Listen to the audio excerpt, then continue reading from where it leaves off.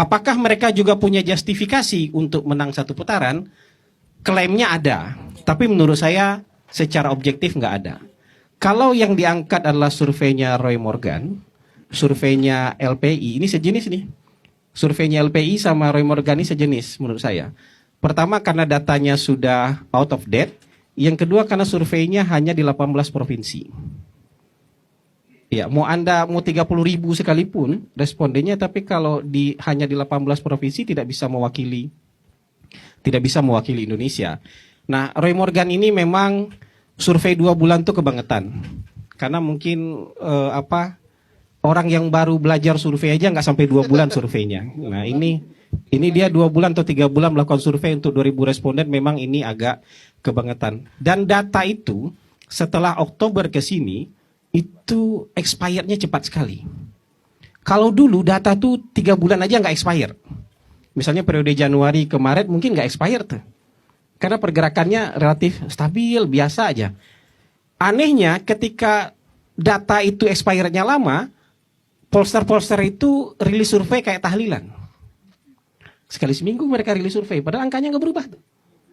Sekarang ketika data itu berubah sangat cepat, nggak pernah rilis mereka.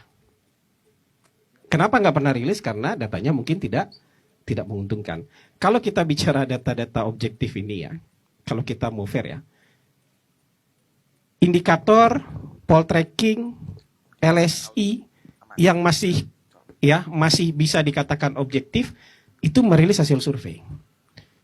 Saya nggak pernah rilis hasil survei karena ya mau nggak mau kan sekarang bagian dari tim pemenangan biar untuk konsumsi internal aja. Tapi 2 tempat lain kan juga punya pollster, nggak mungkin nggak punya pollster. Ya kan ada Parameter Indonesia, ada SMRC, ada Carta Politika. Sekarang nggak rilis lagi. Kenapa? Kalau mereka rilis ini dipanggil dan hasilnya beda, dipanggil sama Dewan Etik nih. Karena kemarin ketika carta berbeda aja langsung kita panggil oleh Dewan Etik. Dibuka ada bad intention nggak ketika hasilnya berbeda? Karena kalau ada bad intention bisa kena sanksi etik. Kenapa beda? Apa? Kenapa beda? Ada alasan-alasannya kemarin Bang. Karena dia ditolak RT-nya, sampling penggantinya terlalu banyak. Walaupun menurut kita agak dicari-cari alasan sampling pengganti itu. Tapi oke lah. Tapi kalau sekali lagi ini kan pasti dipanggil. Nah SMRC juga nggak berani menurut saya. Untuk rilis lagi. Kalau rilis berbeda, kalau rilisnya sama, ya wajar nggak apa-apa. Tapi tentu dimarahi sama klien. Angka nggak menguntungkan kok dirilis misalnya gitu. Nah di pihaknya Mas Anies juga pasti ada data-data, tapi nggak dirilis juga. Nah kalau nggak dirilis berarti ada masalah tuh. Data internal kita masih menang, enggak. Data internal Anda juga pasti kalah.